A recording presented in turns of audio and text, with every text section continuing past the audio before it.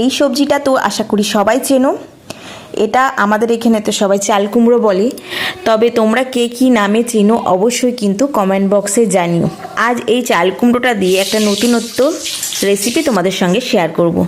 তো প্রথমে গ্যাসে একটা কড়াই বসিয়ে দিয়েছি পরিমাণ মতো সর্ষের তেল।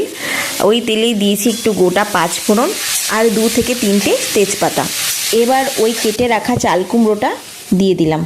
এটাকে দিয়ে হালকা নেড়ে চেড়ে নিয়ে আগে থেকে হাফ কাপের মতো মুগ ডালকে শুকনো খোলায় ভালো করে ভেজে একটু উষ্ণ গরম জলে ভিজিয়ে রেখেছিলাম আধা ঘন্টার জন্য। এখন ওই ভিজিয়ে রাখা মুগ ডালটা দিয়ে দিলাম আর দিয়ে দিলাম 2 থেকে 3টে চেরা কাঁচা লঙ্কা। এরপর 10 মিনিটের জন্য ঢাকা দিয়ে রেখেছিলাম। 10 মিনিট পর ঢাকাটা খুলে নিয়েছি। এরপর সামান্য জল দিয়ে দিলাম, দিয়ে আবারও ঢাকা দিয়ে রাখলাম 10 মিনিটের জন্য।